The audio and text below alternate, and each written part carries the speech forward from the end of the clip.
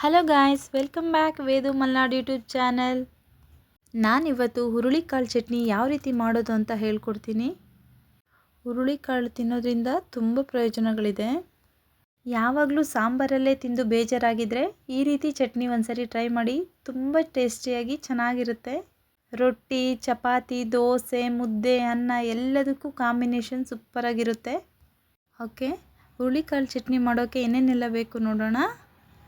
Okay, ನಾನಿಲ್ಲಿ ಕ್ಲೀನಾಗಿ ಆರಿಸ್ಬಿಟ್ಟು ಒಂದು ಬಟ್ಲಷ್ಟು ಹುರುಳಿಕಾಳು ತೊಗೊಂಡಿದ್ದೀನಿ. ಇದನ್ನು ವಾಶ್ ಮಾಡೋ ಹಾಗಿಲ್ಲ, ಹಾಗೆ ತೊಗೋಬೇಕು. ನೆಕ್ಸ್ಟ್ ಒಂದಿಡಿ ಕೊತ್ತಂಬರಿ ಸೊಪ್ಪು ತೊಗೊಂಡಿದ್ದೀನಿ. ಅರ್ಧ ಹೋಳಷ್ಟು ಹಸಿ ತೆಂಗಿನಕಾಯಿ ತೊಗೊಂಡಿದ್ದೀನಿ. ರುಚಿಗೆ ತಕ್ಕಷ್ಟು ಉಪ್ಪು, ಒಂದು 10 ಒಣಮೆಣ್ಸಿನ್ಕಾಯಿ ತೊಗೊಂಡಿದ್ದೀನಿ. 5ರಿಂದ 6 ಬೆಳ್ಳುಳ್ಳಿ ಹೆಸರು ತೊಗೊಂಡಿದ್ದೀನಿ. ಒಂದು ನಿಂಬೆಹಣ್ಣಷ್ಟು ಹುಣಸೆಹಣ್ಣು ತೊಗೊಂಡಿದ್ದೀನಿ. ಒಗ್ಗರಣೆಗೆ ಕರಿಬೇವು, ಸಾಸಿವೆ, ಜೀರಿಗೆ ಇಷ್ಟು ತೊಗೊಂಡಿದ್ದೀನಿ. ಓಕೆ, ಈಗ ಹುರುಳಿಕಾಳು ಚಟ್ನಿ ಯಾವ ರೀತಿ ಮಾಡೋದು ಅಂತ ನೋಡೋಣ ಬನ್ನಿ. ಸ್ಟವ್ ಆನ್ ಮಾಡಿಕೊಂಡು ಒಂದು ಬಾಣಲೆ ಇಟ್ಕೊಂಡಿದ್ದೀನಿ. ಇದಕ್ಕೆ ಯಾವ ರೀತಿ ಎಣ್ಣೆ ಹಾಕೋ ಅವಶ್ಯಕತೆ ಇಲ್ಲ, ಹಾಗೇ ಫ್ರೈ ಮಾಡ್ಕೊಳ್ಬೇಕಾಗುತ್ತೆ.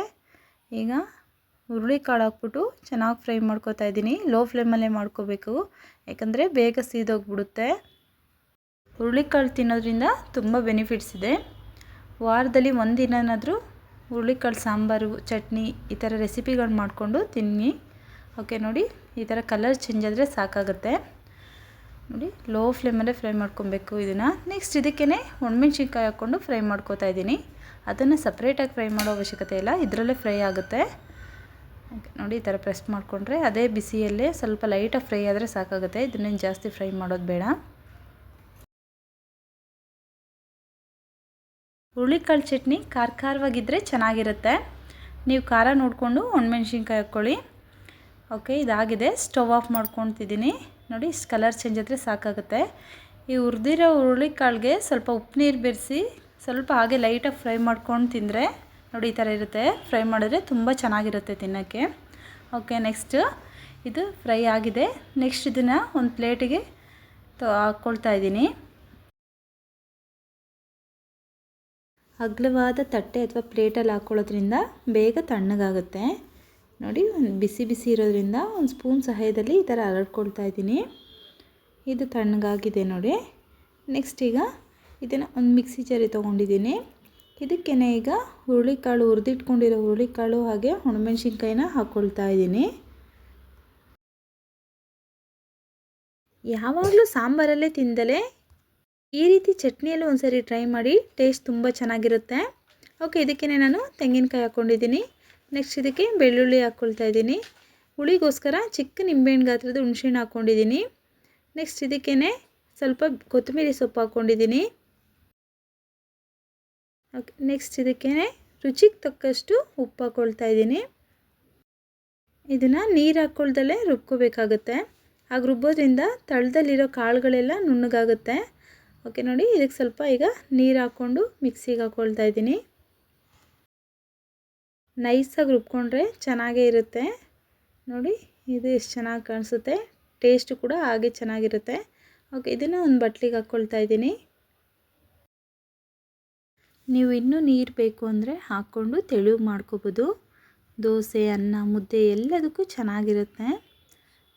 ರಸಮ್ ಮಾಡಿದಾಗ ಸೈಡಿಗೆ ಸ್ವಲ್ಪ ಚಟ್ನಿ ಹಾಕ್ಕೊಂಡು ತಿಂದರೆ ಇನ್ನೂ ಚೆನ್ನಾಗಿರುತ್ತೆ. ನೋಡಿ ಎಷ್ಟು ಚೆನ್ನಾಗಿದೆಯೋ, ಟೇಸ್ಟು ಕೂಡ ಅಷ್ಟೇ ಚೆನ್ನಾಗಿರುತ್ತೆ. ನಾನು ಇದಕ್ಕೇ ಸ್ವಲ್ಪ ನೀರು ಹಾಕ್ಕೊಂಡು ಮಿಕ್ಸ್ ಮಾಡ್ಕೊಳ್ತಾ ಇದ್ದೀನಿ. ಡಯಟ್ ಮಾಡೋವಂಥವ್ರು ಒಗ್ಗರಣೆ ಹಾಕ್ದಲೇ ಚಟ್ನಿ ತಿಂದರೆ ಯೂಸ್ ಆಗುತ್ತೆ ಅವರಿಗೆ. ಓಕೆ, ನೆಕ್ಸ್ಟ್ ಈ ಒಗ್ಗರಣೆ ಮಾಡ್ಕೊಳ್ಳೋಣ. ಸ್ಟವ್ ಆನ್ ಮಾಡಿಕೊಂಡು ಒಂದು ಬಾಣಲಿ ಇಟ್ಕೊಂಡಿದ್ದೀನಿ. ನೆಕ್ಸ್ಟ್ ಬಾಣಲಿ ಬಿಸಿ ಆದಮೇಲೆ ಇದಕ್ಕೇ ಒಂದು 2 or 3 ಸ್ಪೂನು ಆಯಿಲ್ ಹಾಕ್ಕೊಳ್ತಾ ಇದ್ದೀನಿ. ನೋಡಿ, ಆಯಿಲ್ ಬಿಸಿ ಆಗ್ತಿದೆ. ನೆಕ್ಸ್ಟ್ ಇದಕ್ಕೆ ಈಗ ಸಾಸಿವೆ ಹಾಕ್ಕೊಳ್ತಾ ಇದ್ದೀನಿ. ಸಾಸಿವೆ ಚಿಟಪಟ ಅಂದಮೇಲೆ 1 ಟೇಬಲ್ ಸ್ಪೂನ್ ಜೀರಿಗೆ ಹಾಕ್ಕೊಳ್ತಾ ಇದ್ದೀನಿ. ನೆಕ್ಸ್ಟ್ ಇದಕ್ಕೇ ಸ್ವಲ್ಪ ಕರಿಬೇವು ಸೊಪ್ಪು ಹಾಕ್ಕೊಳ್ತಾ ಇದ್ದೀನಿ. ಈಗ ಸ್ಟವ್ ಆಫ್ ಮಾಡಿದ್ದೀನಿ. ಜೀರಿಗೆ ಹಾಕೋದ್ರಿಂದ ಫ್ಲೇವರ್ ತುಂಬ ಚೆನ್ನಾಗಿ ಕೊಡುತ್ತೆ. ಶೀತ ಜ್ವರ ಬಂದಾಗ ಊಟನೇ ಸೇರ್ತಿರಲ್ವಲ್ಲ, ಆ ಟೈಮಲ್ಲಿ ಈ ರೀತಿ ಸಿಂಪಲಾಗಿ ಒಂದ್ಸರಿ ಚಟ್ನಿ ಮಾಡ್ಕೊಂಡು ಊಟ ಮಾಡಿ, ಹೊಟ್ಟೆ ತುಂಬ ಊಟ ಸೇರಿಸುತ್ತೆ. ಓಕೆ, ಇದಕ್ಕೇ ನಾನು ಸ್ವಲ್ಪ ಕಡಲೆಬೇಳೆ ಹಾಕ್ಕೊಳ್ತಾ ಇದ್ದೀನಿ. ನೀವು ಬೇಕು ಅಂದರೆ ಹಾಕ್ಕೊಳ್ಳಿ, ಇಲ್ಲಾಂದರೆ ಸ್ಕಿಪ್ ಮಾಡ್ಬೋದು. ನೆಕ್ಸ್ಟ್ ನೋಡಿ, ಹಾಗೆ ಸ್ವಲ್ಪ ಫ್ರೈ ಮಾಡ್ಕೋತಾ ಇದ್ದೀನಿ. ಇಷ್ಟೇ ಫೈನಲ್ ಒಗ್ಗರಣೆ. ಈಗ ಚಟ್ನಿಗೆ ಮಿಕ್ಸ್ ಮಾಡಿದರೆ ಆಯಿತು. ಇದಕ್ಕೆ ತುಂಬ ಎಣ್ಣೆನೂ ಹಿಡಿಯಲ್ಲ. ಓಕೆ ನೋಡಿ, ಈಗ ಚಟ್ನಿಗೆ ಹಾಕ್ಕೊಳ್ತಾ ಇದ್ದೀನಿ. ಒಗ್ಗರಣೆ ಹಾಕಿದ ಮೇಲೆ ಚಟ್ನಿನ ಬಿಸಿ ಮಾಡೋ ಅವಶ್ಯಕತೆ ಇಲ್ಲ, ಹಾಗೆ ಸರ್ವ್ ಮಾಡ್ಕೋಬೋದು. ಚಟ್ನಿನ ಮಿಕ್ಸಿಗೆ ಹಾಕೋಕ್ಕಿಂತ ಒಳ್ಕಲ್ಲಲ್ಲಿ ರುಬ್ಬಿದರೆ ಇನ್ನೂ ಟೇಸ್ಟ್ ಚೆನ್ನಾಗಿರುತ್ತೆ.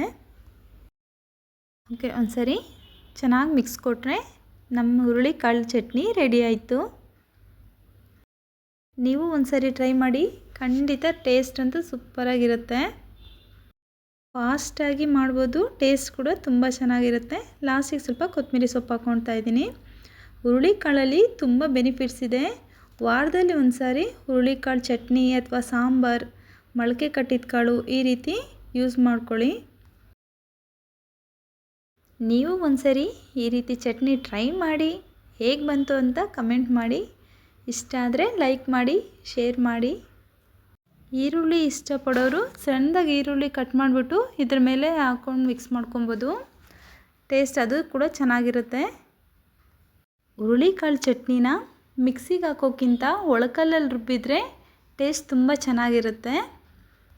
ಹುರುಳಿಕಾಳನ್ನ ಫ್ರೈ ಮಾಡಬೇಕಾದ್ರೆ ಸ್ವಲ್ಪ ಉಪ್ಪು ನೀರು ಹಾಕ್ಕೊಂಡು ಫ್ರೈ ಮಾಡ್ಕೊಂಡು ತಿಂದರೆ ತುಂಬ ಚೆನ್ನಾಗಿರುತ್ತೆ ತಿನ್ನೋಕ್ಕೆ. ನಾನಿವತ್ತು ಬಿಸಿ ಬಿಸಿ ರೈಸ್ ಜೊತೆ ಹುರುಳಿಕಾಳು ಚಟ್ನಿ ಸರ್ವ್ ಮಾಡ್ಕೊಂಡಿದ್ದೀನಿ. ಮತ್ತೊಂದು ವಿಡಿಯೋ ಜೊತೆ ಸಿಗ್ತೀನಿ. ಅಲ್ಲಿವರೆಗೂ ಬಾಯ್.